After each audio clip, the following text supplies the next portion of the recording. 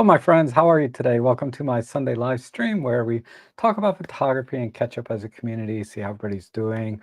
I'm doing pretty well, more or less. And It's been kind of a slow week for me, uh, photographically wise. I haven't had much time to actually go out and do any shooting. It's better to say I didn't really make time to go out. I just, I feel like, I did a class, I haven't taught a class, like, in 3 years, I mean, live anyway, like, in person, and I taught a class on flash photography on Monday, and that went really well, amazingly. Um, so I was happy with that. I have a follow-up class this Tuesday where we're gonna practice kinda what I taught, and then so it's kind of a workshop, and I do these classes, for free, so if you're in the area, you're welcome to join. It's on, meetup.com.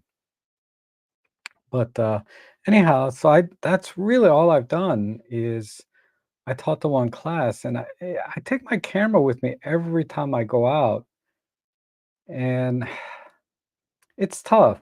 It's tough because I feel like, I take a picture of this, what am I gonna do with this?" You know? And it kinda flies in the face of a lot of the advice I've been given is, "Don't think about it, just take a picture," you know? Doesn't cost anything. And yet I still struggle with going out and just shooting just for the heck of it. So this week, yeah, I can't believe I really didn't have any days that I went out um, and did any shooting. I spent a lot of time doing that lens review. I don't know if you guys saw that.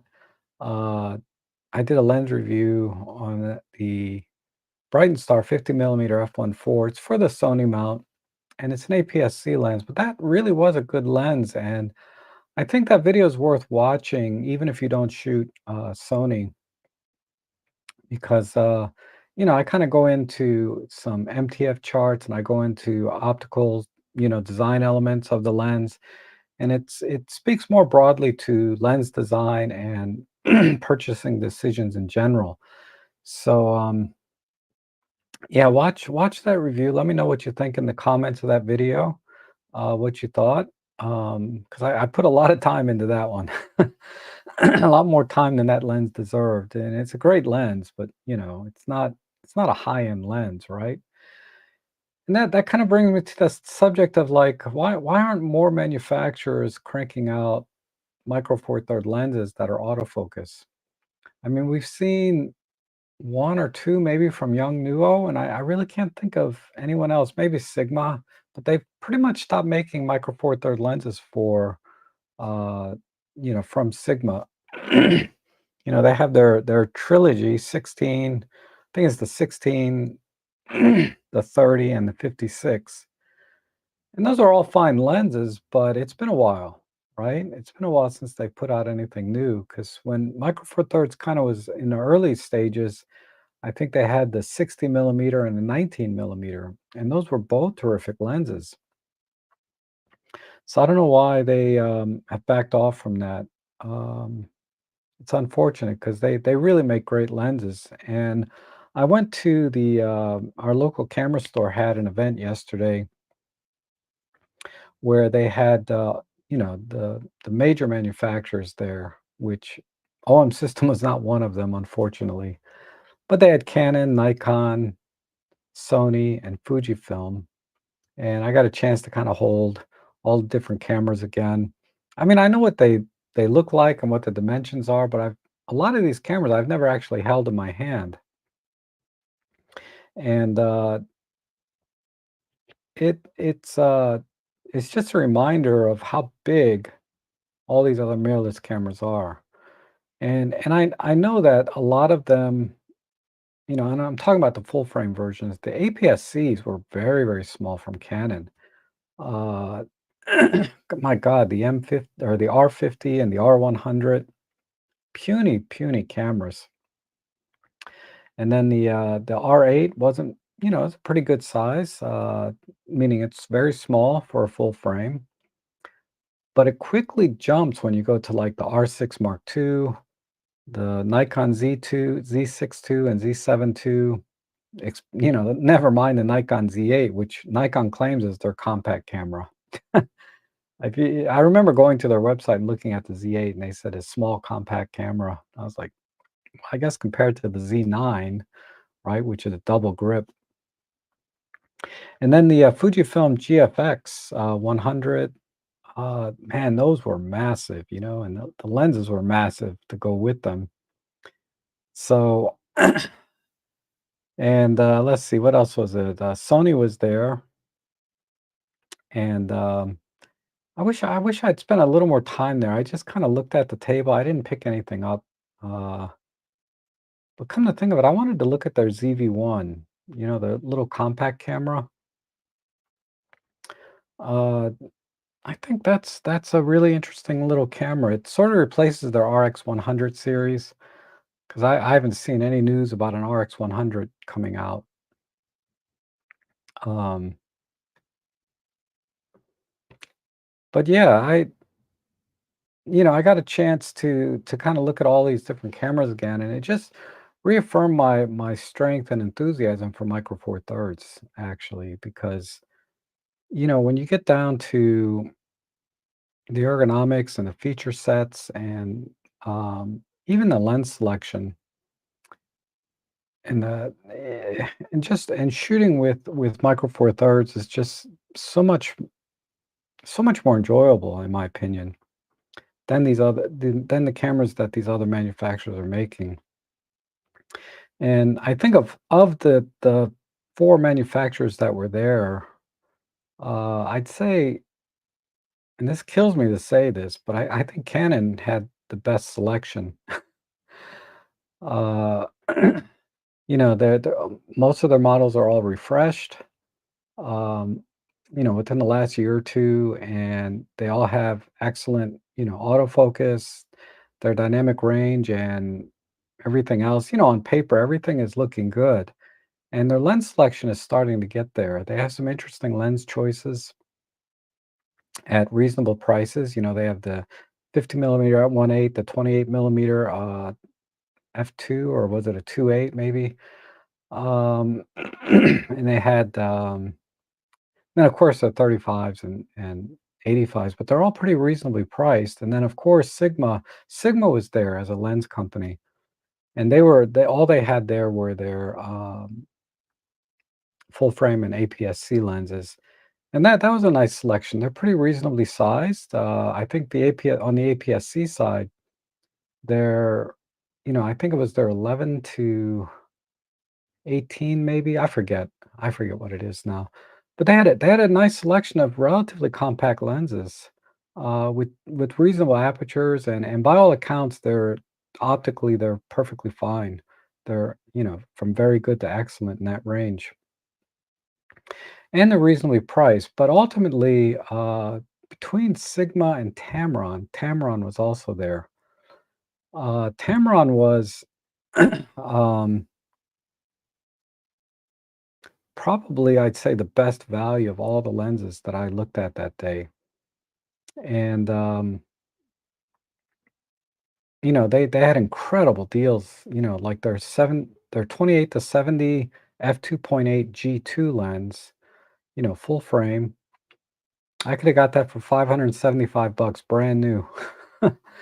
It was tempting, but I would have got it if I used my Sony camera much. I don't use the Sony that much, so I was like, I'm gonna buy a lens and never use it.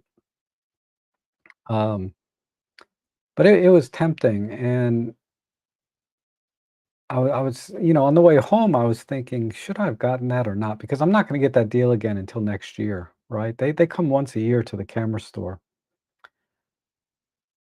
And I was thinking, uh, should I have got that lens? Then I started thinking about what I really need if I'm gonna add a lens to my collection is the Panasonic 35 to 100 f2.8. That lens, um, that lens is relatively small, because Olympus makes their 40 to 150 2.8, but that's much bigger lens. But the 35 to 100 is a comfortable size, I think, for Micro Four Thirds, and optically is as good as, anything out there. And I could pick up a used one for, well under 500 bucks. I haven't looked recently, but last time I was shopping them, they were between 450. They were around 450 bucks for a used one. And that's one lens that I I I think it would be great for like event photography and just general, excuse me, it'd be a good general walk around lens. And I wish Panasonic had more cameras that kind of intrigue me, right? I'm not I just never got attached, they're great cameras, no question. I think they will do everything my Olympuses do, maybe even better in some respects, but uh they just didn't appeal to me in terms of how they look and feel. Like I had the Panasonic S5 and now the G9 Mark II has the same body, and I never liked the way that felt in my hand. Um, that's the kind of camera that works well if you use it on a tripod because it has all the buttons and dials you could ever want. You can operate the camera in a very tactile fashion on a tripod, but hand holding it, it was just never comfortable in my hand.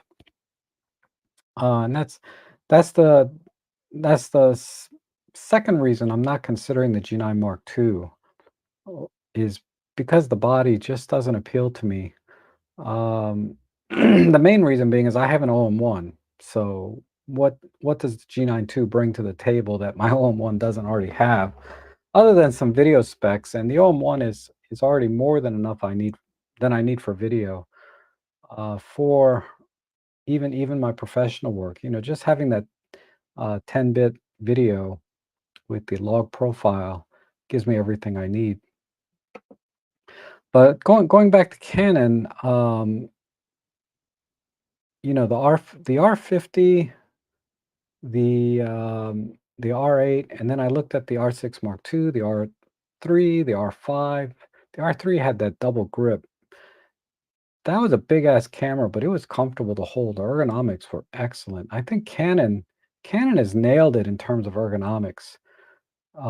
Every one of their cameras were relatively comfortable to hold and operate. I think the R8 for me was the most comfortable. And then the R6 wasn't bad, but the R5, that camera was a little bit too big and uncomfortable. And they had a good deal on that. I think it was like 2,800 bucks or something, like crazy cheap. Uh, but it just didn't, it's just too big and the grip wasn't that comfortable to me. And I thought it was kind of funny because the Canon rep there was kind of like trying to sell me on specs, and I could care less about the specs, honestly, because the sensor and the specs of the camera matter very little these days, in my opinion. I look at now what I look at is the ergonomics of the camera and the lens selection. And I felt pretty comfortable with the Canon lens selection. They had a pretty good range at reasonable prices, even within the Canon brand. Because as you know, there's third party is limited to none at this point. That may change in the near future, but they had some reasonable lenses. Like I like their 24 to 105 kit lens. I think it's an f4 to f5.6 or some, whatever that is. It's like a $399 lens, and I see them on the used market for between 200 and 300. And it's a fabulous lens for that system. And that would be the lens I would get if I got a Canon, is their kit 24 to 105 because it's relatively small and compact, has an excellent range. It's a 12 to 50. I guess that'd be a 12 to 50 in Micro Four Thirds term, which Micro Four Thirds does have in their lineup. I don't think it's produced anymore, but they do have a 12 to 50 that's even smaller. Uh, but I was trying to think if I paired that lens up with the Canon R8 or the Canon R5. Forget the R5. It's expensive and it's not comfortable. I'd never use but what as I was saying is I look at the ergonomics of the camera and the lens selection, and, I feel like the Canon R8 with a 24 to 105 would be my ideal Canon kit if I went that direction, and I coulda got everything there done for less than 1,500 bucks. And it'd be a relatively compact system, and not as durable or well made as, say, my Olympus cameras. Olympus really has nailed their, I think, ergonomics and build quality. Even the OM5 with its all plastic body, I feel like the ergonomics, the and the overall general quality of that camera and the features that it has outshines a Canon R8 in almost every single way. And I don't see any reason, so that's what's holding me off. I was like, I think I'd rather have an OM5 than a Canon R8. And then I'm like, well, I have a Canon EM5, I have an Olympus EM5 Mark III. What does the OM5 really offer that I'm going to use? I mean, it does offer more, but does it offer more in the areas that I would need? And the answer is not really, not for $1,000, because it's selling for like 999 right now. And it's a terrific camera, but it just didn't offer quite as much as I would have wanted in an upgrade from the EM5 Mark III.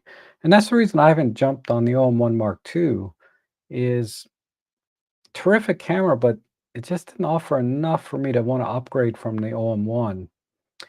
5 years ago or 4 years ago, yeah, I was jumping EM1 Mark II, EM1 Mark III. I didn't hesitate. And even though on paper there wasn't that much difference between the two cameras, there was a significant difference in the autofocus performance, particularly for face eye detect on the M1 Mark III. And I'd say that's carried over to the OM1.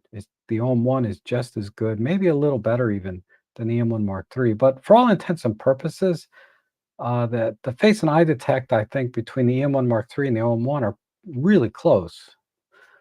They both do a terrific job, and because I've used both in event situations that it just nails it every time. I mean, there's always misses. Every camera's going to give you a miss, but for the most part, I could rely on it, and I didn't worry about when getting home and finding a lot of out of focus images. I knew that I would get more than enough keepers that I could deliver to the client. And yeah, so I don't know. I just and the other camera that's still like in the back of my head, and this would be the dumbest thing I ever do. Well, no, that's not the dumbest thing I ever did was buy a Sony A7R5.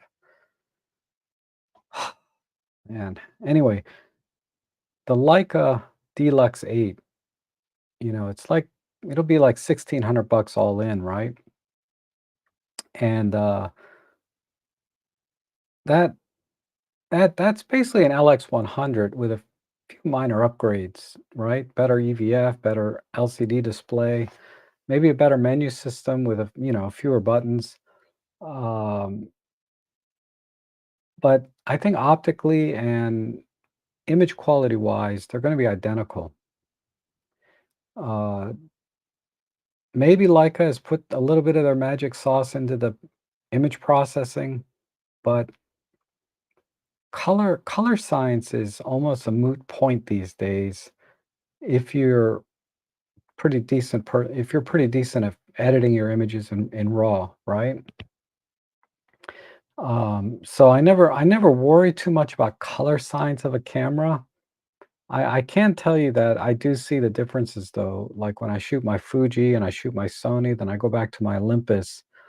The Olympus colors are the ones that are the easiest to work with for me.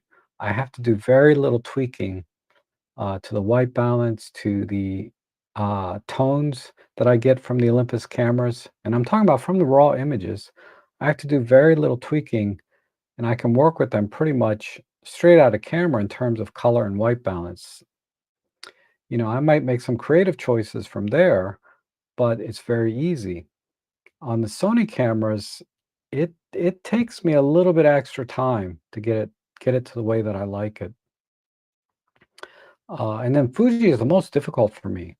I get a little bit bogged down in the demosaicing of the Fujifilm images that I get with DxO, which is probably doing the best job. Maybe Capture One is a little better in on some images. On other images, I feel like DxO is doing a better job. I get bogged down into that for no reason. But talking about the colors, it has some kind of pastel look to it. And it's kind of weird. If when I select like the standard Probia profile, it just feels a little bit pastel-y.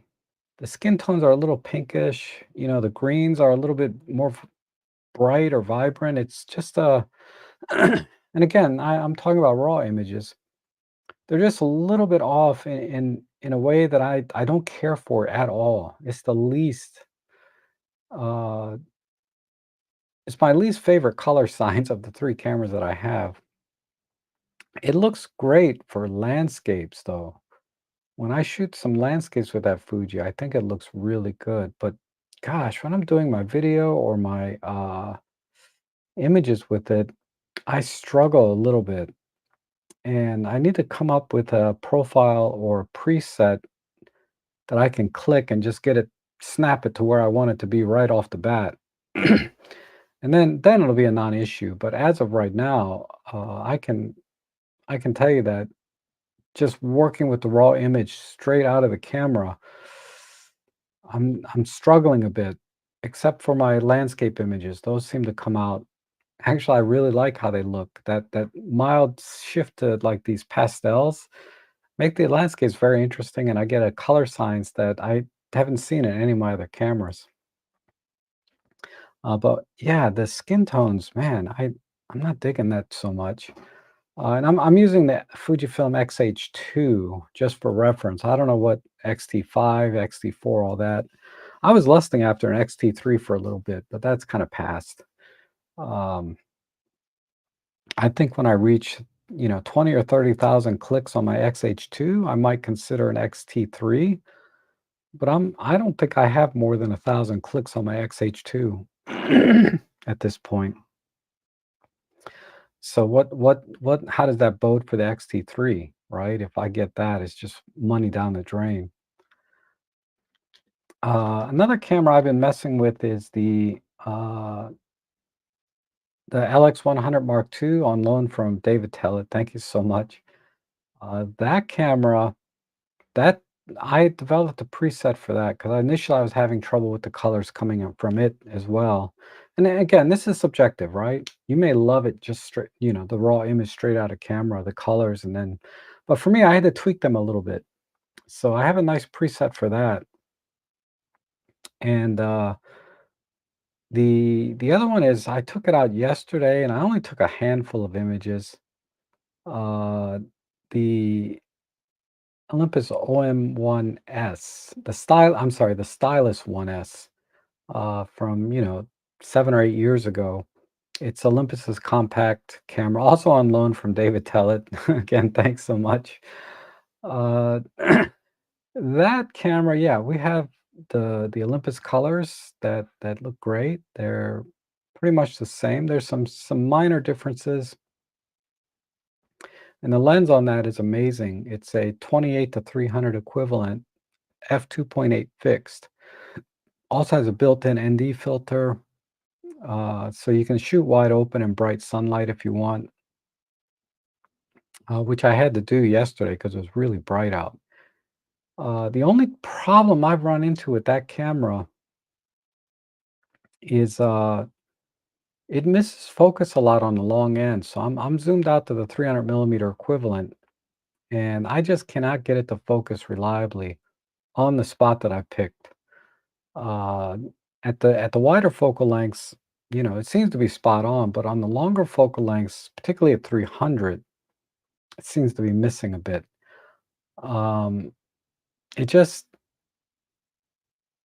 I don't know what it is. I haven't taken it out that much, but I'm gonna take it out more, uh, over the next couple of weeks, along with the LX100, and then do a full review comparison of those 2 cameras and see what my ultimate verdict is. Because here we are in 2024, and I'm looking at relatively, dated cameras that are, for all intents and purposes, there are much better cameras out for less money at this point. But there's something about the LX100 that really it appeals to me in a way uh, of having a compact fixed lens camera. I'm fine with the range. 20, I think it's a 24 to 70, and it's relatively fast. So I'm getting decent shutter speeds and low ISO because of the fast aperture. So I can use it in low light and get decent images, and they clean up very nicely. The dynamic range seems very good, and I love the quick zoom feature where you can jump from 24, 28, 50, 35. You can jump to very specific focal lengths. Um, that makes it really, and it's these little differences in camera systems that make a camera just much more enjoyable to use. And I just like that short jump. My LX5 has that, and I really like the LX5. Um, but yeah, those cameras. I'm such a gearhead today. Cameras just are just such a joy to use and explore and find, the differences between these different systems. And a lot of people ask me,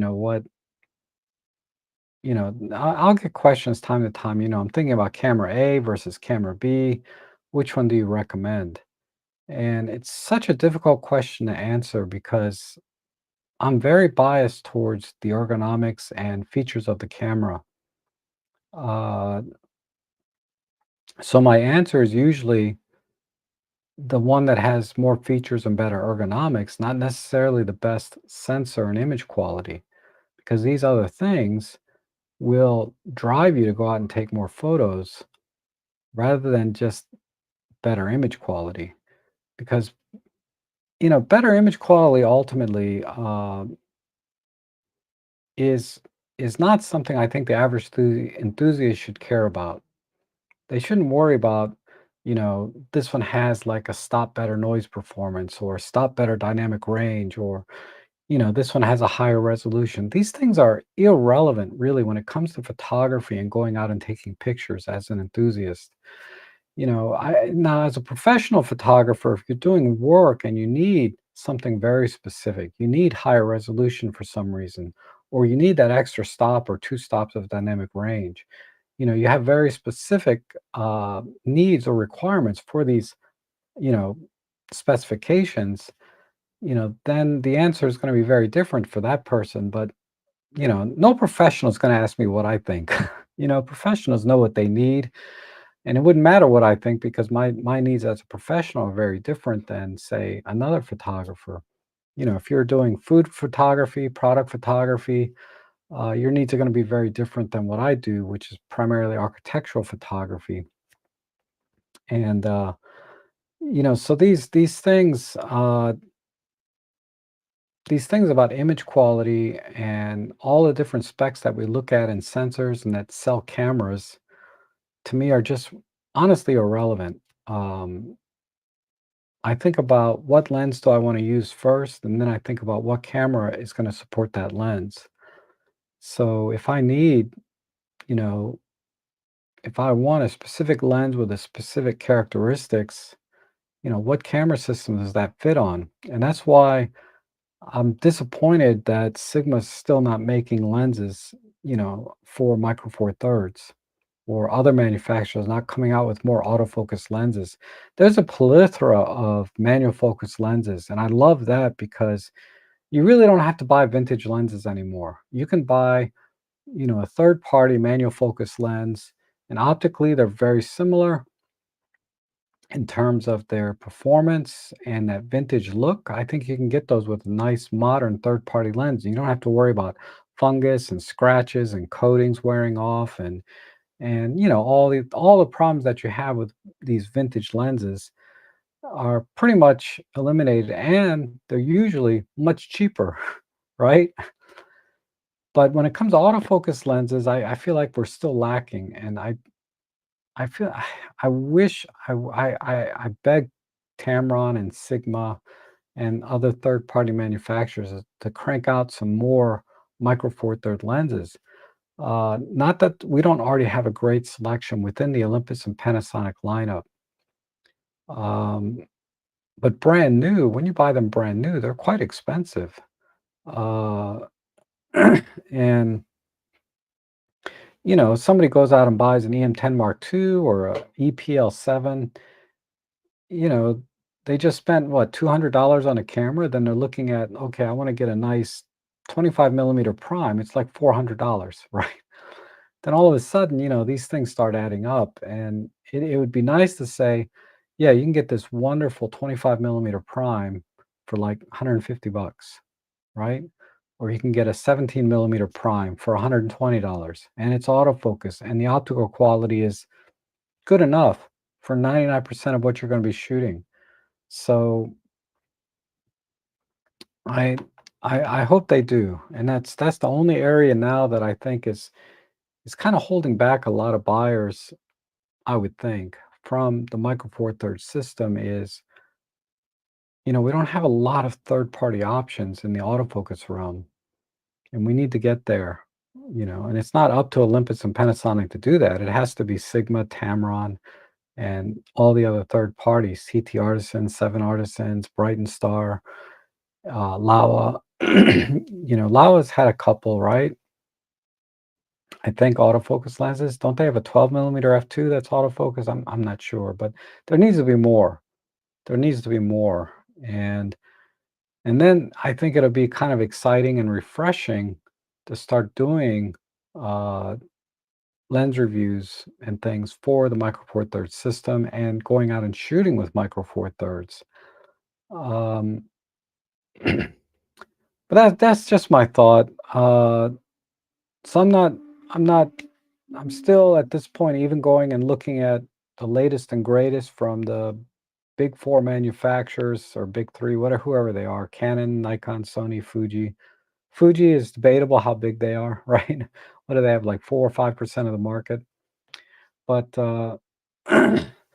there's still nothing there that would lead me away from Micro Four Thirds system. Nothing that, without some compromises. And I'll talk about this more, which reminds me, I'll be live with Robin Wong next week, and we're going to dive into a lot of gear and topics like this uh, in the stream next week. And I wanted to get his thoughts in a more concise way, right? So we'll have a little bit of a back and forth because, as you know, I've noticed, you know, Robin is very opinionated in a good way. Like he has very strong opinions, or I guess that's what they are, just opinions, right? We all have our own opinion. He has very strong opinions, right? And he's very animated about it. And of course, that creates controversy, right? Which which is great. Honestly, that's makes life exciting and fresh, right?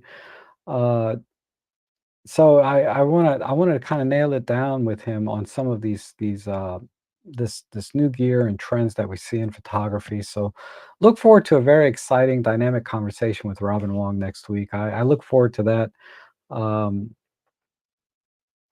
because I'm very muted and I'm very, I don't want to say melancholy, but my temperament is very different, right? In my live streams and in my video reviews and how I talk about things. We all have our own voice is the best way to put it. And so it'll be a good contrast between two, I think, kind of no, I wouldn't say extremes, but two different very personalities on the same topic. But I'm gonna extract more from what Robin thinks rather than talk about what I think, because you guys know what I think, and a lot of you that watch Robin's channel knows what he thinks. But um, what do I think about what Robin thinks, and vice versa, right? If anybody cares. And also, I expect some good feedback from the audience as well in the chat section. If anything, that's what Robin is really good at, is answering questions in the feedback. I've never seen anything like it. It's amazing. I wish I could do that. Which brings me to my next thing is I should look at the chat section, see who's here. Where's that chat window? It's right there in front of me. So I see Zachary here, episode 300. That's right. This is my 300th live stream, if I counted them correctly. I try. It might be 301, it might be 299. I might be off by one somewhere, but 300 episodes, right? Officially, this is number 300. Uh, and that was with a big hiatus last year. I really was only doing them once a month last year, and I missed it. I miss coming together every week and talking to you guys. Um, so I didn't plan anything specific for 300. 300 is the same as 299 and as any other episode other than when I have special guests on, right? Uh, I guess, but yeah, thanks for recognizing that, Zach. You know, I do the live streams because I want to connect with people, share with what I'm thinking, what I'm going through, and you guys are very kind to listen to me with the very, very rare rant. But for the most part, I like to talk about maybe some of the same things you guys are thinking about, right? Considering, um, and where I stand, because I do have the luxury at this point to buy into almost any camera system I want. And you may wonder why do people like myself and Robin stay in the Micro Four Thirds system as well as many others? Another person, another channel I noticed they just bought an OM1. The f stops here, and you should I'm going to put it in my community post. But the f-stops here, he just cranked out 2 or 3 videos about he just bought the OM1, and he said he wish he had gotten into it sooner. And he mentioned the very same things I've just talked about the color science, the white balance, and the colors coming out of the Olympus cameras. There's very little work that needs to be done. They're very pleasing right out of camera. And again, I'm talking about the raw images, not the JPEGs. Uh, Olympus has probably the best white balance color science I've ever seen. Somehow it nails it every time. It very rarely gets tripped up in tricky situations even. It does a really good job. And that's part of what I think makes, the overall colors in the scene look just more pleasing, generally pleasing and need less work. Um, but yeah, the f-stops here. You should watch those videos. He has a great channel in general. He does mostly like portrait shooting, and I watched his videos initially for some of the lighting that he uses, uh, and he also uses Godox flashes. So I watched some of his videos to see, how he works through, you know, uh, s- solving problems and lighting situations. Um, and Jeff Painter, good to see you. Thanks for coming in. Jeff has been a longtime viewer, and I really appreciate his feedback a lot. Um, and that's only because I know of his background, in professional photography, cinematography. It's very flattering when someone of this kind of background uh, gives you a compliment, right? um, and David Tellett, good to see you. Yeah, it's beautiful. I'm gonna go out Thursday morning to your friend's house to do that photo shoot. I'm doing for those of you that not in the know, I'm doing a photo shoot Thursday, which is very different than anything I've ever done. They want me to photo shoot their garden, right? And the gardens around their house, and they put a lot of work into creating sort of a sanctuary of natural wildlife, plants,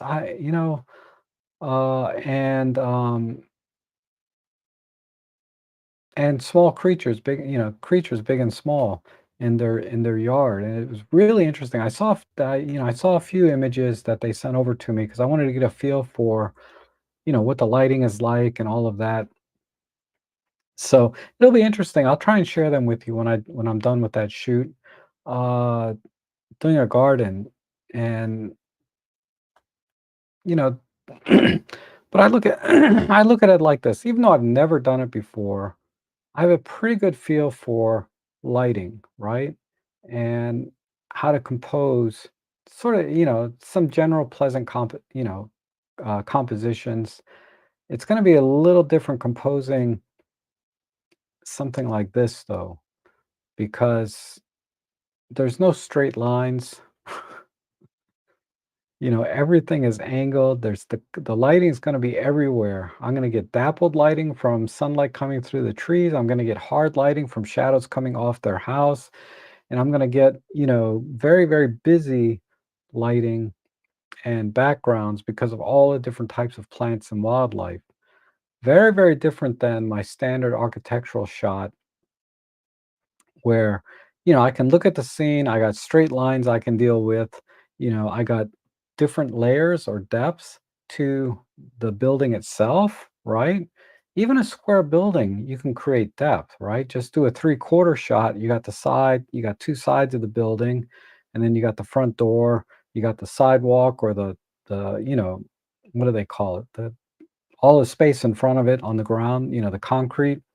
So you can create depth even in the most basic square building. Uh, but with wildlife and plants, you can do it, I'm sure, but I'm gonna practice a little bit on my own yard. I don't have any gardens, but I'm gonna practice a little bit lighting and see how things look at different times of the day, particularly in the morning, and dealing with everything that's curves, because there's virtually no straight lines in nature. Everything is a curve or an angle, right? So I have to practice a little bit, but for the most part, I got it. I think I got a pretty good feel for what I need to do. And happy Sunday, Michael. Good to see you. And Wayne, 300 is a milestone for sure. I guess it's a lot of streams, right? You figure an average 2 hours per stream, that's 600 hours. Whew, man. And oh, audio's, yeah, I guess I should have checked for that. It looks like, yeah, it looks like, thank you, David. That was like an hour ago, right? But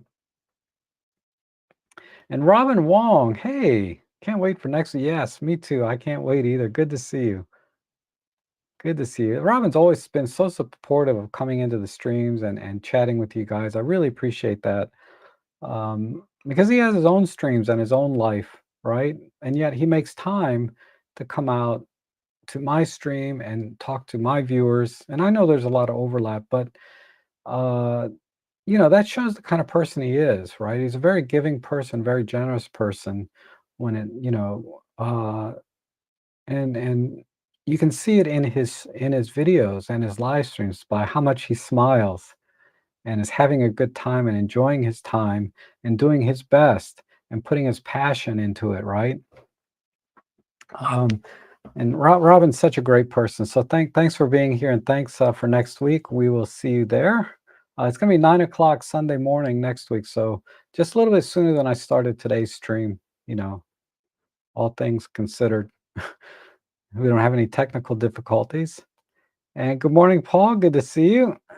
um, look for Tuesday. Look for me on Tuesday, okay? I sent you an email earlier about next week, but yeah, look for me on Tuesday. You won't regret it. Tuesday, I'm doing a live stream on DxO Photolab 7. I encourage you guys to join me for that, okay? That's all I can say. And then An update on the PL20 and the Ollie. Okay, so the Panasonic like 20 and the Ollie 70 would be nice. Yes. Um, I wouldn't mind if they made that pancake 20 millimeter a little bit thicker so that they could put in faster autofocus motors. I mean, I don't want it to be like the 20 f1.4 that Olympus has, but you know, uh, it could be almost as thick as the 17 or 17 1.7. So if they could make it a little thicker, put faster motors in, that would be a nice update. Um, and the 17 2.8 from Olympus, that would be nice too. But they have the 17 1.7 already, so I don't think they would have to redesign that thing from the ground up to make it worth upgrading that. Because as it is now, the 17 2.8, I don't have this lens, but people have said many times over, it's not that sharp. It's not that great a lens. I think Robin likes that lens. And for what it is, I think it does a great job at the price point that it is. But if they could upgrade that, they could keep it a 2.8 to keep it a nice pancake size. But if they could somehow update the optics in it so that it is tack sharp, you know, um, and keep it pancake, that would be great. Because a great alternative, of course, is the 17 1.7 from Olympus and the 15 1 point, I'm sorry, 17 1.8 from Olympus and the 15 1.7 from Panasonic. These are great alternatives to that lens because they're maybe twice as thick, right? But we're talking about two pancakes. We're not talking about a big honking like 12 to 40 Pro. We're talking about like still a very, very small prime lens. Um, And that's probably why they haven't updated this because it would require quite a bit of engineering to make a pancake lens any better than it is. Although somehow somehow Panasonic did it right. Their 20 millimeter f1.7 is tack sharp. The only place that it's lacking is the autofocusing motors. And if they could increase the size maybe 50%, like just make it 1.5 times bigger, uh, put good autofocusing motors in there, they will definitely give the Olympus 20 millimeter f1.4 run for its money. And Serge is here, John Yutze, good to see you guys. The G9 Mark II is an M4, yeah. Yeah, it has the S5 body, which I talked about earlier, actually, I wasn't a big fan of. Fantastic camera, the S5, but I never used it. I think what it had like 2,000 clicks on it after 3 years. I just never used it, so I traded it for another camera I never used, the Fujifilm. I'm such an idiot. Ken Cox, hello from Northern Ireland. Nice. I need to get out to the European countries out there. And Kevin Kendall, good to see you. And Paul says Tamron makes great lenses, but they don't make M43 lenses as their competition is in L mount, so they don't support them. Yeah, I hope they change their mind. I think Tamron did have a 14 to 150 at one time. Let me see. Tamron.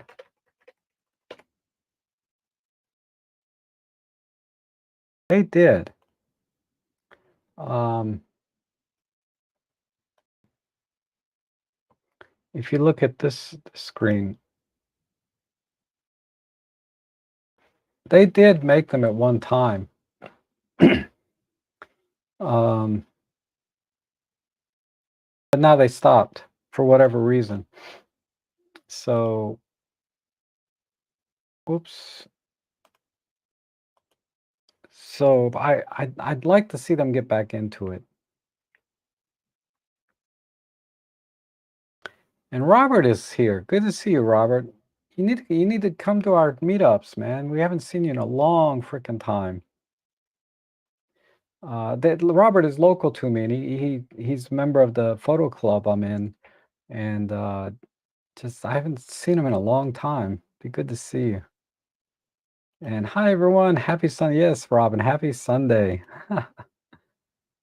uh, it's a toss-up between the G9 II and the OM1. Eventually, I had to make the call between the two. I was simply happier with the Panasonic. Yeah, I mean, like I said, they're both terrific cameras. Uh, if I didn't have one, I would consider both. I'd probably still go OM1 because of the ergonomics of the camera, if nothing else. But the G9 Mark II, the only thing that tempts me is the video capability because I have 2 photo video jobs this week, uh, and I'm gonna have to take my EM5 Mark II, or Mark III, I'm sorry, because my all-in-one is in the shop right now. Uh, I'm not sure what's wrong with it, but it's not working, so it's in the shop. So I'm gonna take my EM5 Mark III, which the video capability on that camera is pretty subpar. I'm debating if I should take my Fuji or Sony out to do the video work and then just use the M5 Mark III for the photos. Um, I could do it all with the M5 Mark III, but the problem with the M5 Mark III video is it's only 8-bit 420 versus I can get 10-bit 420 on the OM1. I can do 4K 60 on the OM1, which is very useful in post-processing for minimizing image blur and shake and all of that, having higher frame rates, and then I can do slow motion. I can slow it down without getting jittery. So I really miss the all-in-one 4K 60 10-bit. I miss that. Well, 4K 30 10-bit, or I can do 4K 60 8-bit. I don't think I can do 4K.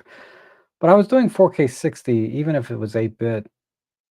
You know, the stability and the resolution that I get from the OM1 was a significant update to my EM1 Mark III, and the EM5 Mark III is pretty much the same in terms of video. The other problem with the EM5 Mark III is it chops things at like 2 megabit or 2 gigabytes or something. Like it breaks the files up every 2 to 4 minutes, and I have to stitch all those back together in post processing, and that for a video job is a pain in the ass. Uh, I mean, it's just a couple clicks of the button and drag and drop, right? So I'm kind of exaggerating a little bit when I say it's a pain in the ass, but my brain works like I took this one 20-minute clip. I want it to be one file. I don't want it to be like 10 files because then I got 10 cuts and I can put them all together and everything is seamless. But then when I start cutting something that's already been cut 10 times, it makes the editing just really it just really messes with my brain versus, I can say, okay, I got this one clip and I'm going to cut it 20 times myself, you know? I don't want to have something already cut 10 times and then I put another 10 cuts into it.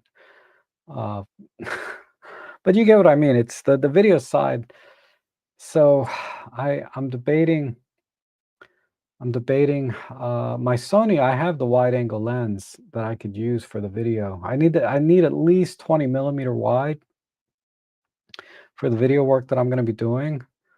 Uh, which I had covered on my OM1 with the 7 to 14, but now I'm gonna have to shoot a little tighter than I prefer. I prefer shooting at the 7 millimeters, which is a 14 millimeter equivalent. I prefer shooting wide as possible at 4K 60 than just cropping in and adjusting and doing all this because I also apply post-processing image stabilization as well.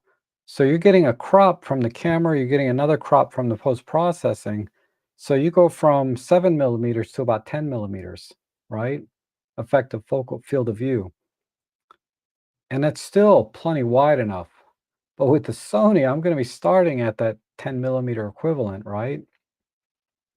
And then cropping in a little, and then cropping in a little again. And it's not going to be as wide, but fortunately, the space that I'm going to be shooting is pretty big. I'm not gonna be it's not like a residential property where you got all these tiny rooms like this and living rooms and dining rooms. Everything is kind of smallish, right? I'm gonna be working in spaces that are like 60 by 100 feet. It's basically a garage. So I think I can get away with with a 20 millimeter lens, but and I got a Tamron 20 millimeter. Tamron makes great lenses, cheap. I bought it for like 125 bucks. Crazy. Um, so I got the SP100 double E. I don't even know what that is.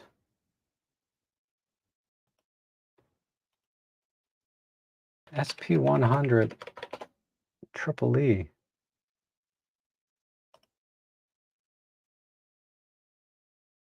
Oh, interesting. Um,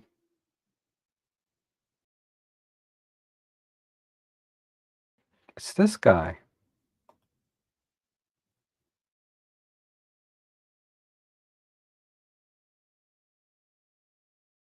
What is this camera? Has a 50x, so it's a super telephoto bridge camera. Oh, this is the one with the dot sight. Yeah, I remember. Okay, now I know what you're talking about. Let's see if they show a picture of it. This has the dot sight built in. You see the little red thing right here? Right here? That's pretty cool.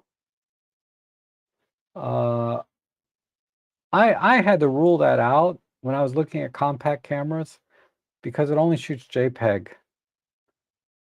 And I really want that raw processing ability. But that's cool. I can't wait. Hopefully you make a video for that, Robert. Um, and camera combo. Hi, how are you? Thanks for coming in. And it says, sounds like the Fuji versus Kodak film argument way back when. Yeah, Fuji and Kodak film had very different color science, right? And Camera Combo says the main problem that I've heard about the LX100 series is dust working its way into the body. It's always put me off. However, I had the RX100 for 2 years and never had problems. Yeah, I've heard that too. I've heard that too. I don't know how much of a problem it is, but that does bother me a little bit as well. Um, and good morning, Mark. Good to see you.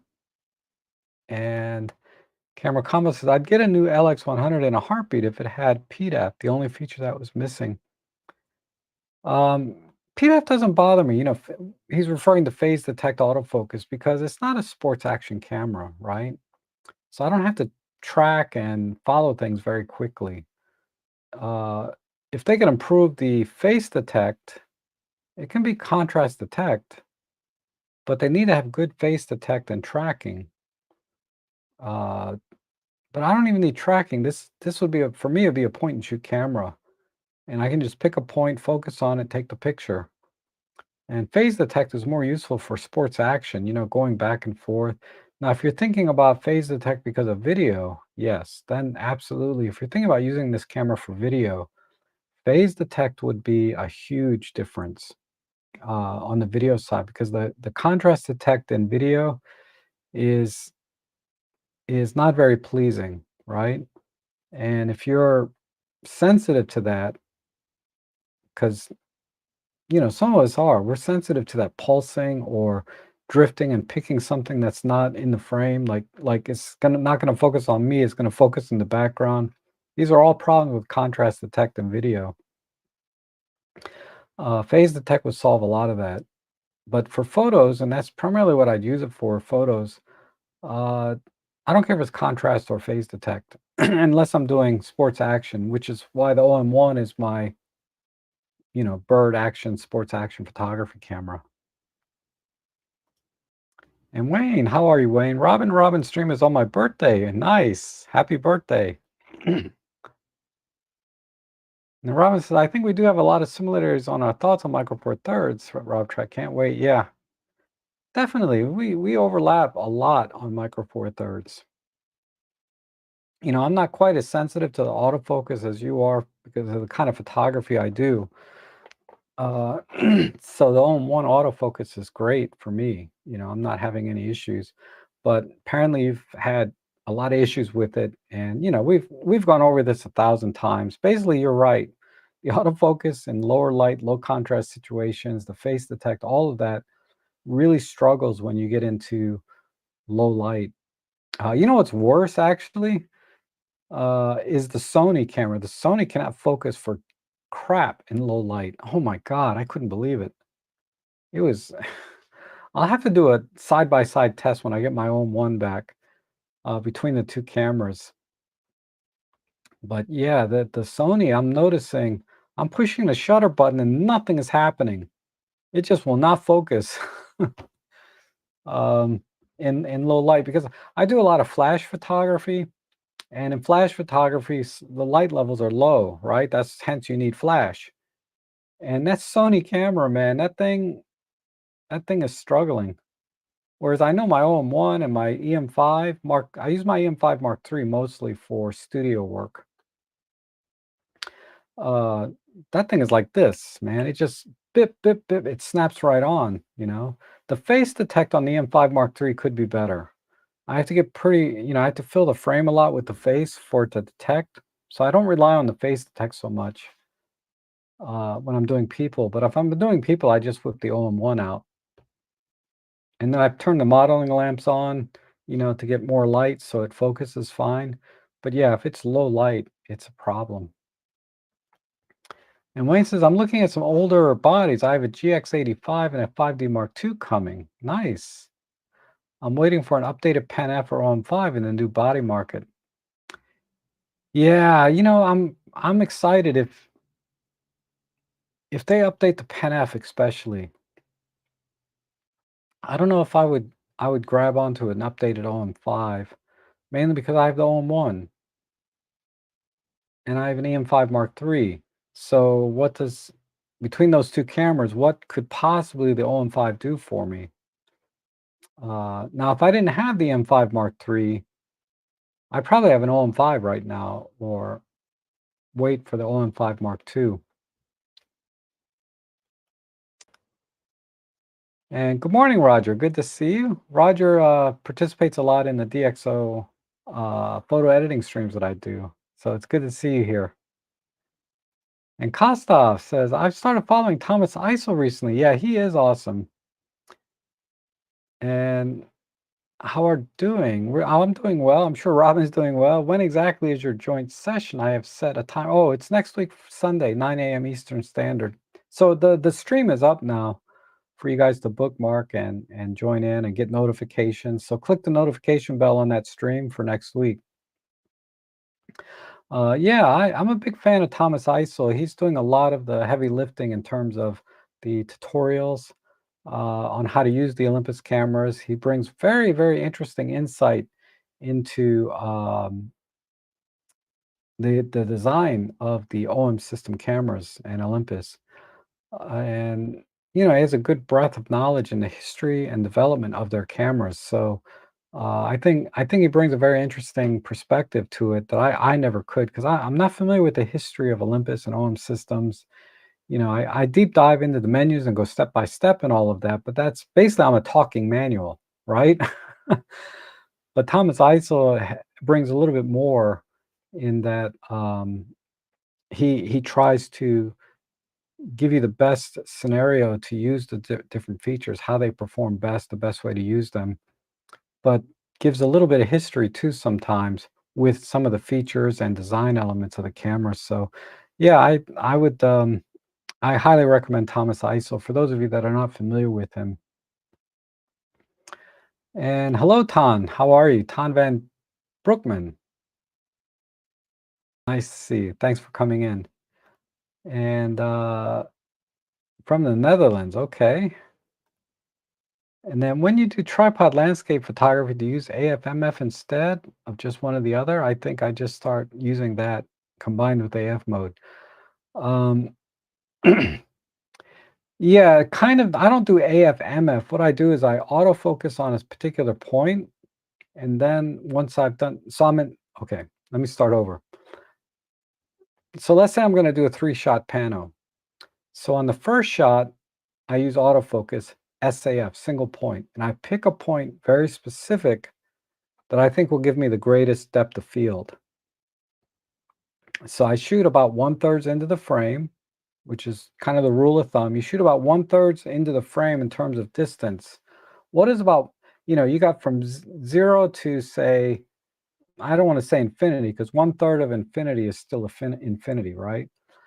But you go from about 1/3 of the distance of the overall things that are in the frame, uh, and then I switch it to manual focus. And if I'm really smart, I would also lock the exposure settings. I would switch to full manual, manual autofocus, so that it doesn't change. Because once you set the autofocus, switching into manual focus locks it into that position. And then I should look at the exposure settings, switch to manual and apply those exposure settings, and then go 1, 2, 3. So the first shot is autofocus with auto exposure. The second and third shot are going to be all manual using the settings that I got with the auto settings. And I'll do adjustments for exposure compensation, all of that I need to in the first shot, but I get the first shot pretty much automatically, and then I duplicate those settings in the manual modes in shots 2 and 3. That's how I do it. Actually, I'm thinking about doing a video on that this weekend or this week. I'm going out to probably Great Falls on Wednesday with the photo club, and I got a tripod. I got a new tripod that I need to feature. I'm not doing a full review on it. It's just sort of a paid. This is my first paid sponsorship, but it's not that much. But but I'm going to do that tripod because this tripod has a leveling feature on it, which is different than any other tripod I have. I have leveling bases on, that I bought separately, and I have a leveling base on my video tripod, but this is a photocentric tripod that has a leveling base on it. So I'm going to do panoramic shots with it because that's what for photography, a leveling base is very, very handy when you're doing panoramics. Uh, and this has it built in. So look for that video later this week, but I'm going to actually do the work on Wednesday.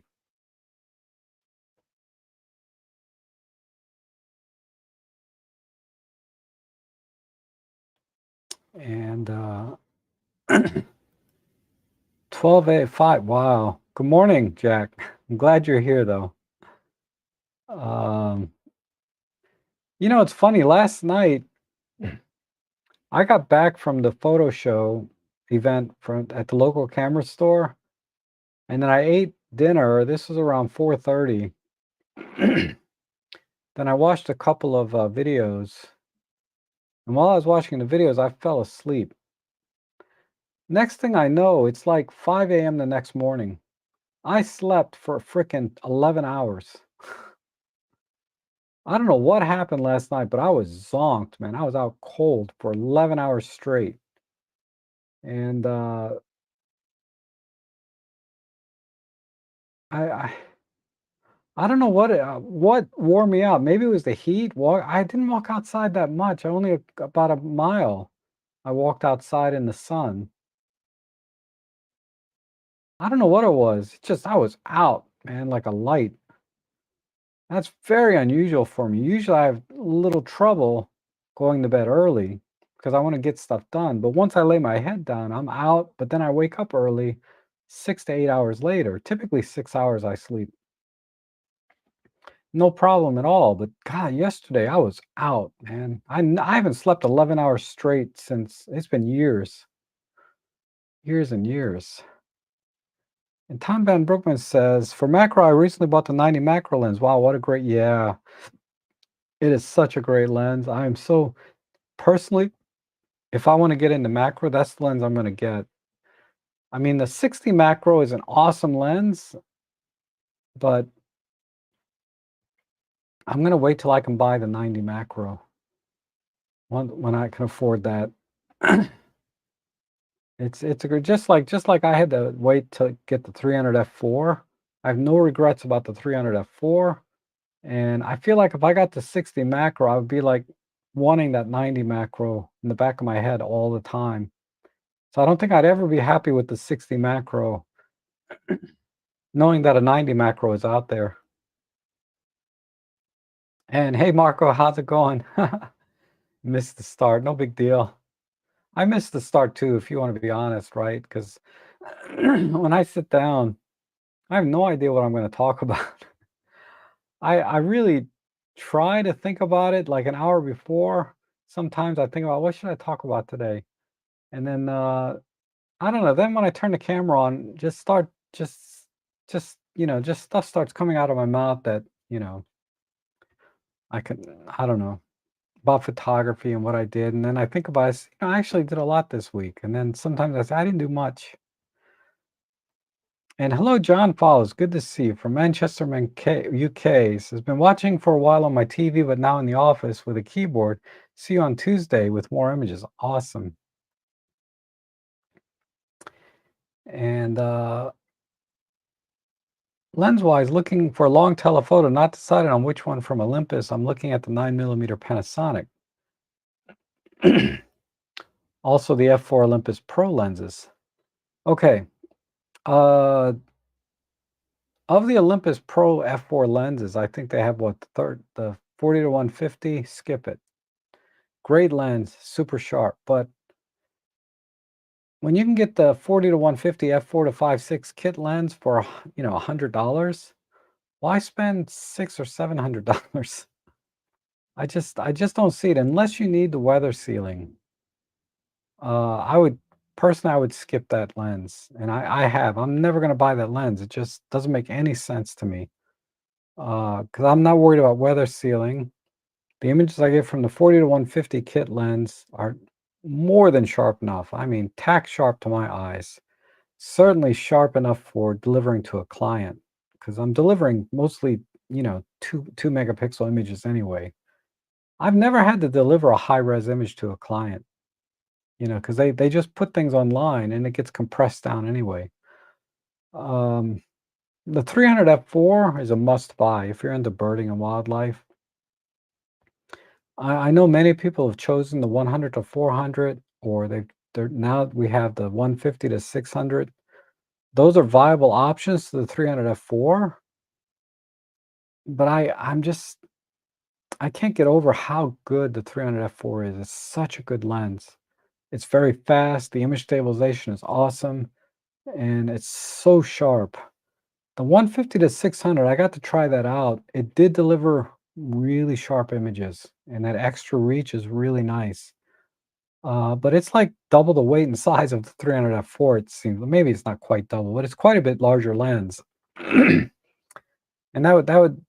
that's my only deterrence to that lens is I don't need that kind of reach necessarily, and the 300 f4 is so good at f4 that I just don't see the need to go excuse me, 150 to 600. If I were buying over from scratch, I'd probably still go for the 300 f4. Trying to think what other f4 lenses in the Pro lineup. They have the 12 to 45 f4 Pro. That's an excellent lens. I would, if I had to buy it again, I would get the 12 to 45 f4 Pro over the 12 to 40 f4 or f2.8. That extra stop of light at f2.8 is great, and but what I found is for me, I use that lens a lot for portraits and events, and when I'm doing those kind of things, I'm using flash, so I don't need the f2.8 so much. So having a smaller, compact 12 to 45 f4 Pro, I think would be my lens choice today. I think in the past, when that 12 to 45 came out to begin with, people would ask me which one should I get. I would still say get the 12 to 40 Pro f2.8 over the f4 because of that extra stop. But if you're shooting with flash a lot, and that's how I use that lens, I use it mostly for flash photography. I'd rather have the smaller f4 in that case. Okay, so anyway, there's my thoughts on those lenses. And System of Chores here, good to see you. And Sixtus says the newer Sony bodies with the AI autofocus processing are a distinct step forward in previous Sony models. My A6700 performance nightclub work is miles ahead of the G9 Mark II and the OM1. Okay, that's good to know. I I'm not seeing the autofocus where because I have the Sony A7R5, which has that AI. Anyway, whatever. Uh, I'm not really seeing that. It's struggling a bit for autofocus in low light. And I'm talking about very low light because I'm shooting usually at night and the window and if it's not night, the windows are closed or blocked off. And the only light I get sometimes is if I turn the modeling lamps on. And even then I'm still having trouble with A7R5 finding my face. But this is, I haven't done a side by side OM1 and A7R5 for in the exact same scenario. So it's not fair to me to say that it's any better or worse than the OM1, but just my initial impression is it's not doing a great job. And I felt like the OM1 always did, but I'll have to do a side by side when I get my OM1 back from the shop and really see if there is a significant difference, right? As you're seeing here, because you're getting better performance um, than those other two cameras. So it's good to know.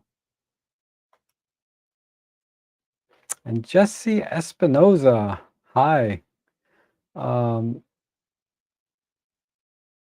Espinoza, so I don't know if any of you guys watch Lucifer on Netflix, but there's Detective Espinoza on there. He's great.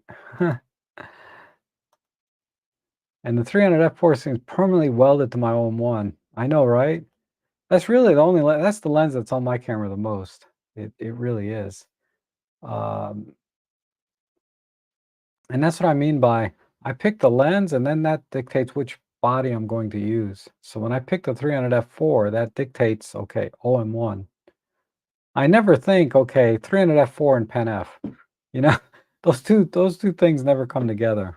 Or vice versa. I don't take the pen f out and say, man, let me put the 300 f4 on here. But yeah, 300 f4 immediately comes to mind OM1. Um, Now, when I think about the OM1, 300 f4 comes first, but then a lot of other lenses, 12 to 40 Pro, 25 1.4. The other one I use a lot actually is the 40 to 150 kit lens. A lot of different lenses come to mind with the OM1, but with the 300 f4, only one camera, and that's the OM1. And then system asserts a concerning AF-MF, an interesting point regarding the G9 Mark II. I have the focus selected to MF, but can still attain AF when pushing the back button. Does not work with the menu selected. Oh, that's true. So, yeah, you can do this on Olympus as well. I'm not sure about the menu part, but if you have it in manual focus and you have back button focus set to AF, you can do autofocus. You can put the camera in manual focus on the first shot when I was talking about the panoramas and just do back button focus uh, to focus on the point that you want, and then rotate the camera on for the rest of the shots without pushing the back button again. So it's just a little different workflow, but same idea. Yes, compare the A7R5 and the OM1, please. Okay. Like I said, I should get my OM1 back in a week or so, and I'll put some thought into that. And John Thomas, hi. Hi, Rob from all sunny Southwest UK. I'm a bit late today. I'm suffering with a tummy bug at the Oh, I'm sorry to hear that. I can't risk leaving the house. I'm with you on that, man. I tell you, back in February, March, I was having some serious problems. Ugh. But oh, okay. Looks like I'm all caught up here on the chat. The other thing I did make a note right before the stream about Adobe. That's kind of a big deal. I've only watched a couple of videos. but apparently Adobe is getting rights to use your images however they feel like. Now, I think the intent of this uh, user agreement is so that they can train their AI. I think that's the intent, but the unintended consequences are they're getting access to all your photos and can use them any way they want, right? And apparently that's causing a big stir. I don't know if you guys have seen this and what you think about it. Let me know what you think about this in the comments. What's going on with Adobe? And I don't know if anything's changed because that was a few days ago that I watched this video. But I think Petapixels talked about it in their podcast, and there's been dozens of other videos about it that I haven't watched. But I watched the one on Petapixel and I watched another one by some other person. I forget who it is. Maybe it was Tony. Yeah, it might have been Tony Northrup. But yeah, everybody's shitting brick. Excuse me. Everybody's having, everybody's getting pretty excited about this, right? Uh, and I saw thumbnails where people say I'm dumping Adobe and blah blah blah. I was like, wow, wow, what did Adobe do? Because if that's the gist of it, they have access to all your images. And I think the second part was they'd only access the ones that you have uploaded to the cloud. Now, I'm not a big cloud user, but a lot of people are, right? And who's to say they're not going to access the ones on your computer anyway? I mean, if you're using their software, they have access. And a lot of times when you're doing AI, it will upload your image into the cloud to process it and bring it back, right? So, like I said, I think that was the intent of the user and license agreement was relatively benign. They were trying to, but they wrote it in a way that, implies, and maybe I'm just being naive, but they wrote it in a way that they have access to all your images and can do whatever they want with them. And that would be that is unacceptable. The, the way I understand it, that would be unacceptable. Um, and I think there's a way to opt out of them using your images. If they give you an option to opt out, then I'll be fine with it. And I think there might be an option to opt out of using your images in AI. But if that restricts your access to the new features that they're coming out with, that would be an unacceptable compromise too. So there's a lot of nuances here in this particular issue that I'm not prepared to get into because I don't know all of the details. But apparently this is a big deal. And I don't use the Photoshop AI and Lightroom that much. I use primarily DxO. But for my paid jobs where I'm doing bracketing and stacking of multiple images, Adobe Photoshop has the best, easiest workflow and tools for me to work with stacking multiple images.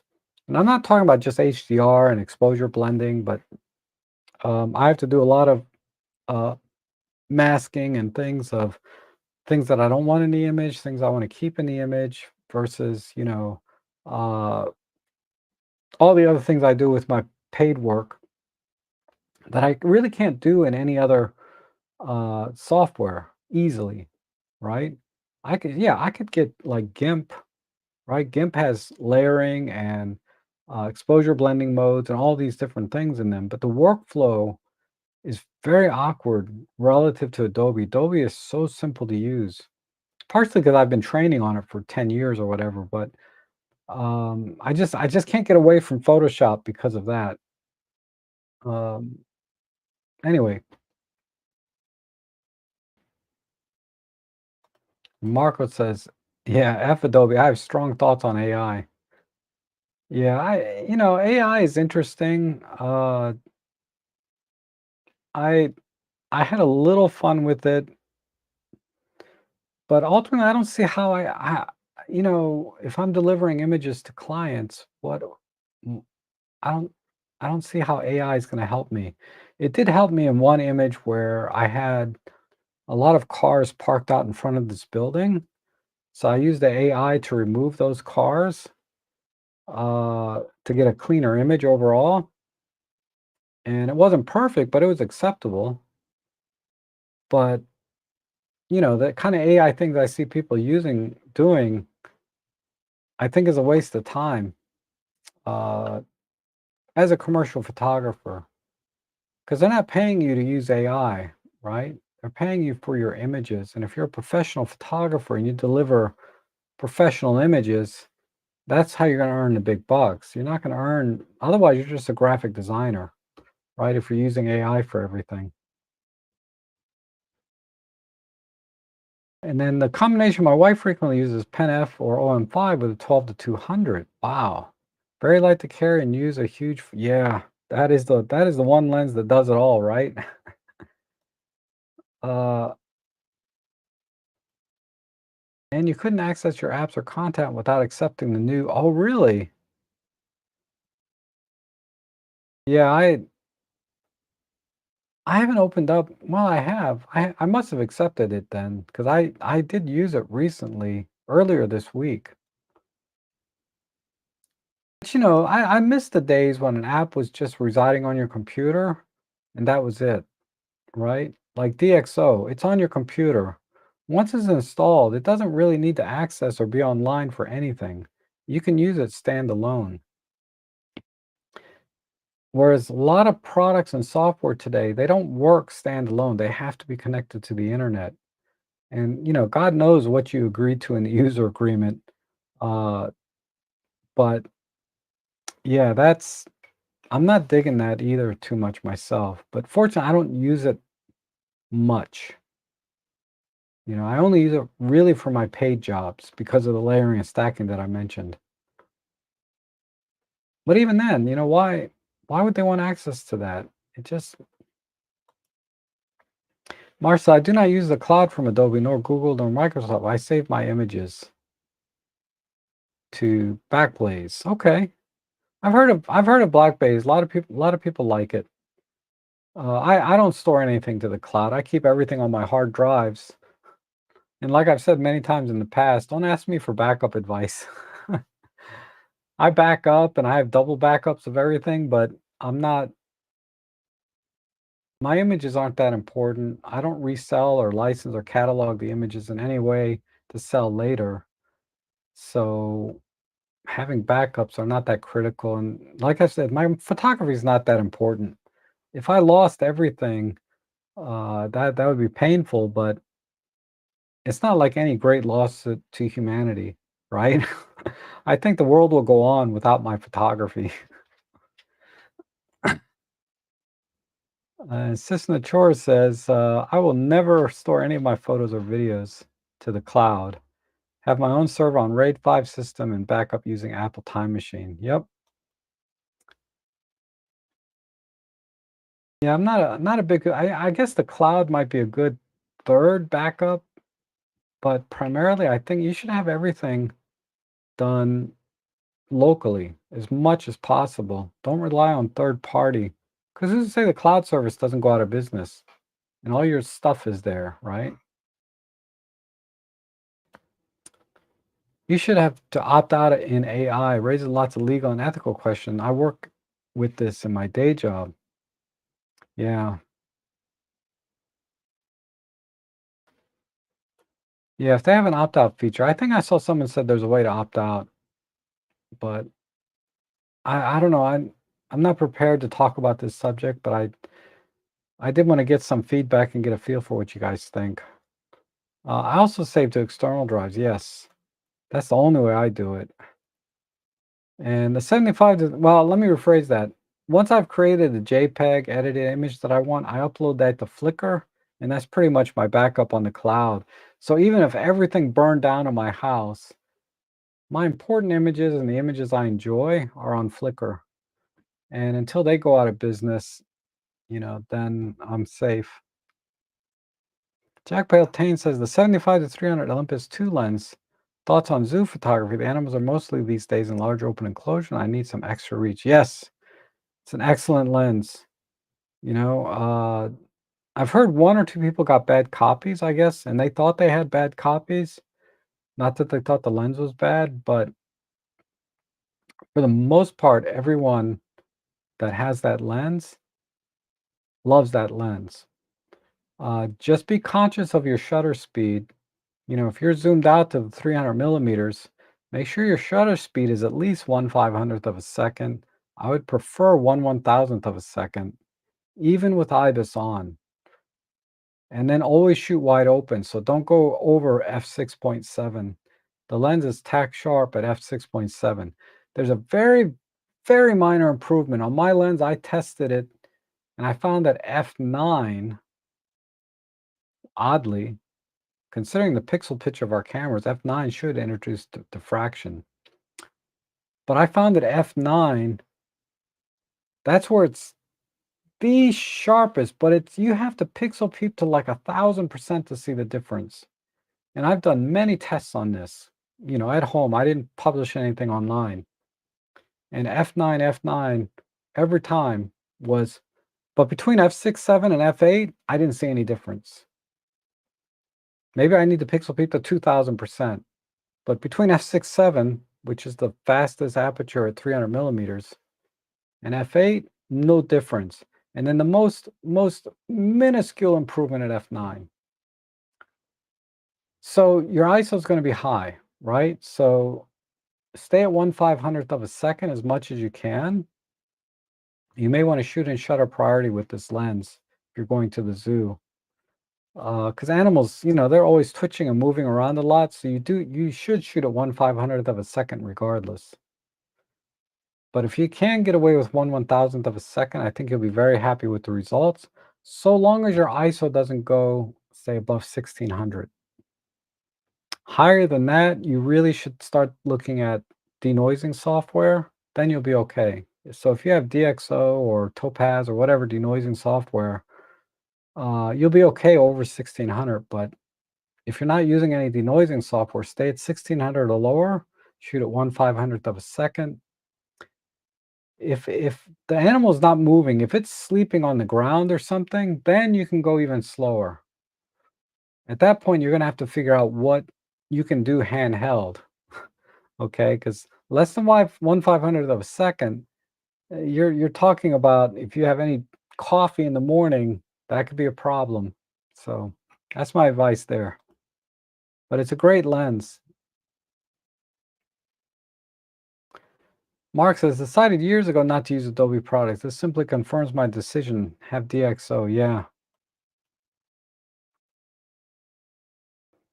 And Rob Trek, your mention of Netflix reminded me to recommend Ripley. Shot all in black and white. Okay, I'll check that out. I gotta write it down though, because I'll forget. Ripley.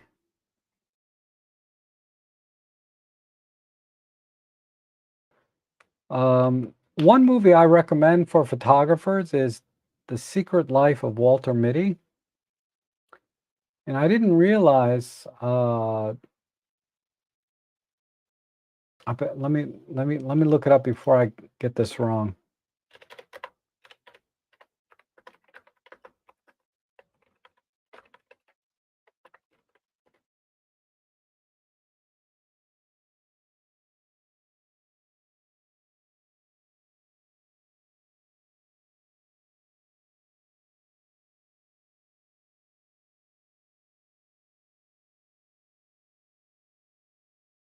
Yeah, I think that's it. Uh,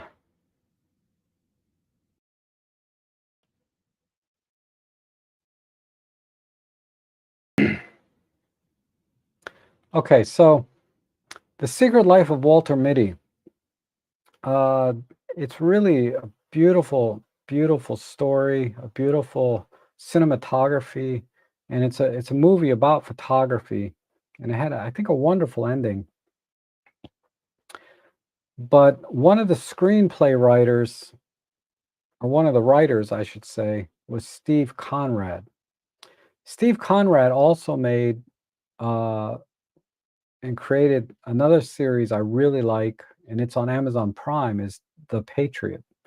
Not that movie Mel Gibson, Patriot, but like a series, like 2 seasons with 10 or 15 episodes each. Uh, that's a great, great show with many layers. It's not photography related, but, Steve Con so if you like The Secret Life of Walter Mitty, I think you'll really like, The Patriot. The Patriot is more like a spy movie that goes wrong, so it's got some dark humor in it. It's a great, great show, but, definitely check out Secret Life of Walter Mitty.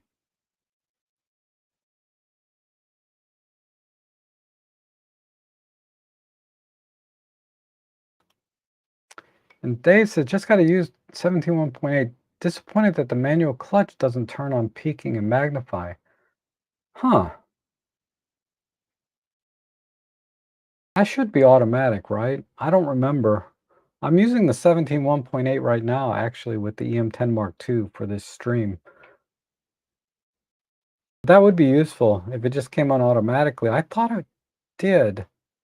I assume you're on your EM10 or your EM1X, right? I have to look into that.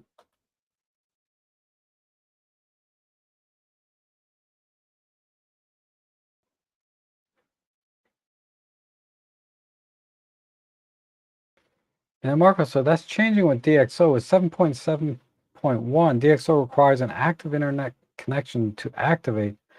Then it checks every 37 days. That's fair though, I think. Uh, but and I think that's how Adobe used to be, right? Like you only had to have a connection every 30 days to verify the act, and that's because they're a subscription model. DxO is not a subscription model though. So I find that unnecessary for DxO products. I don't think it's unreasonable, but there's really no need for it, right? Once you buy it and activate it. I guess they're trying to mitigate uh mitigate piracy, and this maybe this is a way to do it. I'm not familiar with, mitigating piracy in software. I'm not in an industry or field, but it seems like unnecessary for DxO if you buy it once. Why would you need to keep verifying your license? Seems like Affinity products have real individual local licenses. Yeah, I've been using well, let me rephrase that. I have Affinity Photo version 1 and I can pull it up anytime. I like that. Just like GIMP or what do I use? Faststone. I use that a lot. These are freewares, Faststone and GIMP. You don't need an internet connection to use these. No, that's how I grew up with software. For those of us like me and Marco, right? We grew up with computers and we would download a software or load the software from a disk, and that was it. It didn't need anything to keep going. And I think I miss those days where it was just on your computer and you were good forever.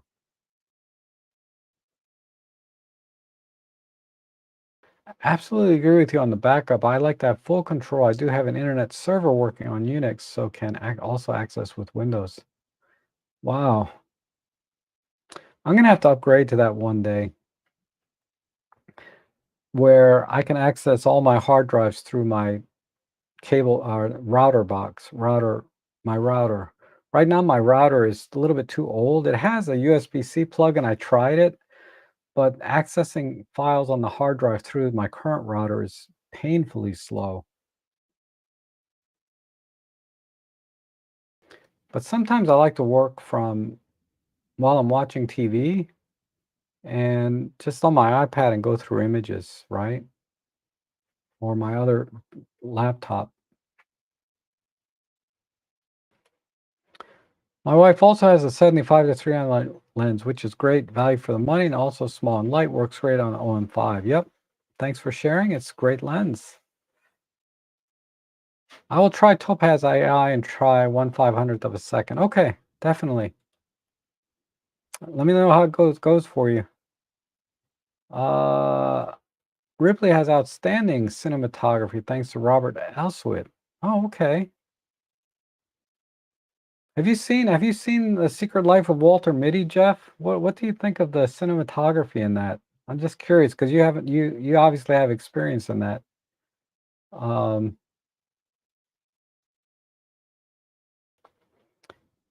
Interestingly, the 12 to 200 lens is really good for video. I'm still waiting for the 50 to 250 OM System Pro and mid-range telephoto. Currently using the 40 to 150 2.8 with the 1.4 teleconverter for video. That makes sense that the 12 to 200 be great for video. I was a little disappointed for photos, and not that I've ever used the lens myself, but people have sent in images with the 12 to 200, and they required a little bit more work and processing on the long end because they were a little bit too soft. Uh, so I was, and I have the 40 to 150, so the 12 to 200 didn't appeal to me. I don't mind two smaller lenses than the one bigger one, but it's certainly a do-it-all lens, and it would work great for video because video doesn't require quite the resolution as a because it takes the full 20 megapixel sensor and cramps it down into, 4 megapixels or whatever 4K resolution is. And hi, Robin. In addition to Lightroom, what software would you recommend for sharpening? DxO, Topaz, others. I'm most familiar with DxO products, and they have Nik Collection, which has a pro sharpening module. So if you just want to plug in to whatever you're using now, Nik Collection makes the most sense. If you want a full-on photo editor with good sharpening, I use DxO. I like DxO. I'm not familiar with Topaz and other software. They may do a good job. The one thing I am familiar with Topaz, I have their older version, Topaz Sharpening.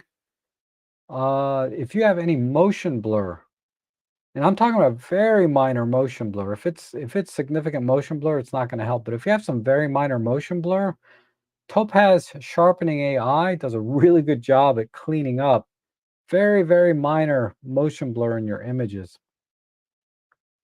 So I like it for that, and I've used it time to time. I can count on one hand how many times I've used that feature, but when I did use it, it was amazing.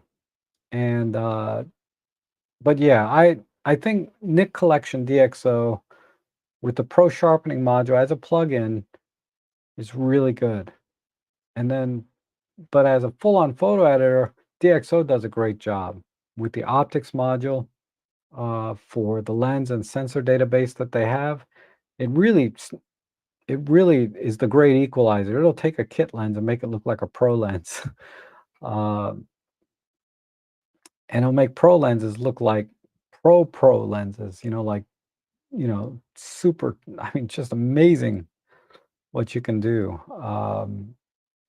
with DxO optics module, and then the denoising on top of that. I clearly DxO is number one when it comes to denoise. When I tested Topaz denoise a couple years ago, I got better results with DxO. DxO, there's some limitations. You have to have the raw image. And that's because it demosaics the raw image from scratch.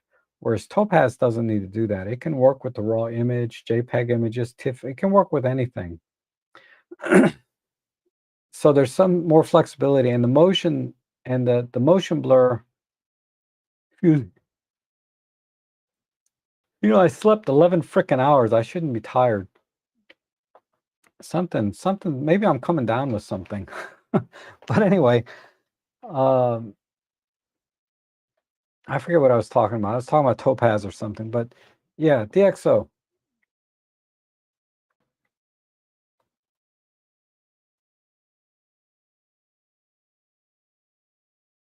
Walter Mitty remake. Yes, thank you. The remake of Walter Mitty with Ben Stiller. I think that's his name. Yeah, definitely that one. So I don't think I've seen Walter Mitty. I'll try and find it. Yeah, try and find, like I said, the newer one with Ben Stiller. I haven't seen the older one.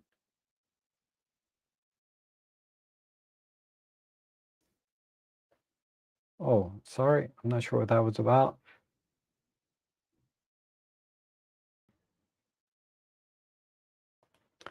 So Rob Trek, I have the TerraMaster server set up as a RAID 5 on the internet, which I can access from both my Apple and Windows computers. A good way of transferring files between. Okay. I don't use Apple though, so uh but the part about transferring and having a RAID 5 setup is very attractive, but it's so costly, the RAID part anyway, that like I said, my photography is just not that important. Like I said, humanity will survive without my photos. And Jack Beltane says, Nik Effect Silver is my go-to for editing black and white. Lightroom is okay for color, but doesn't compare in quality with black and white to the Nik Effect. Yeah, Nik Effect Silver does an amazing job. It really is good. A lot of professionals use Nik Collection Silver effects. Um, and that's all they buy Nik Collection for, is just for that module. They don't care about the rest. But the black and white, the controls that you get are intuitive, and the controls are specifically for black and white. All of the sliders and different adjustments you can make are specifically for black and white. So I think that's why. Whereas a lot of generic photo editors like Lightroom, even DxO Photo Lab, the black and white processing is the processing just like a color image, but Nik Effects has everything you would want in to edit black and white. And hi, Rob. I'm going to Thailand this summer and have only one weatherproof lens at 62.8. Will the premium lenses handle moist air, or will the moist penetrate the not weatherproof lenses? Yeah, moisture is going to penetrate any lens, weather sealed or not, because we're talking about humidity, right? And ultimately, the humidity will egress into any lens, weather sealed or not. But uh, if you're worried about more, say, condensation, right? Then the weather sealed lens, as long as it stays on the camera, because as soon as you dismount the lens and put it on the camera and back and forth, because the camera itself, every time you dismount the lens, it's going to collect that humidity in the camera. And the lens is going to collect a little bit of humidity while it's off the camera.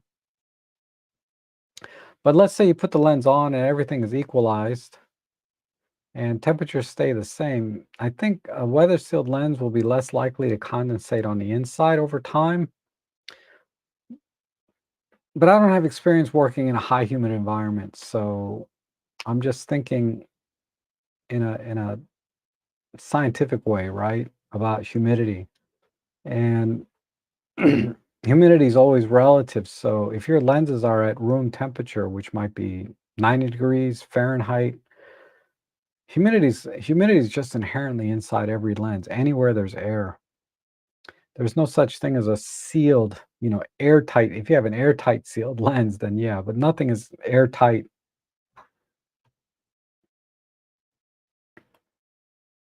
So I wouldn't worry about it, honestly.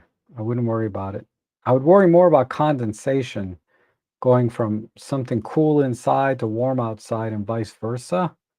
Uh, the condensation is a big problem, weather sealed or not. So be very conscious of that.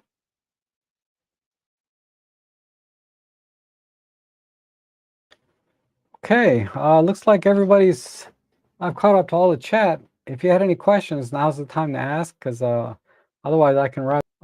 Be prepared for um, next week, Sunday, with Robin Wong coming on. We're going to have some interesting topics to talk about.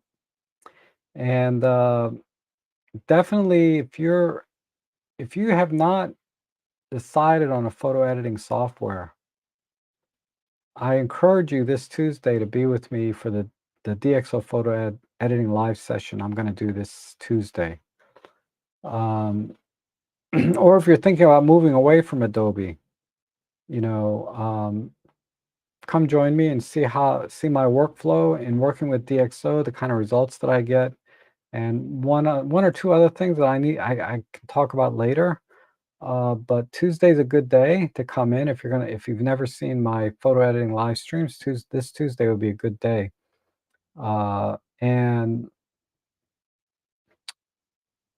you know, I hope Adobe fixes whatever this problem is because that to me, even though like I said, I'm not prepared to talk about it, but the thumbnails and the few videos I've seen about it are disturbing, and they need to fix this right away.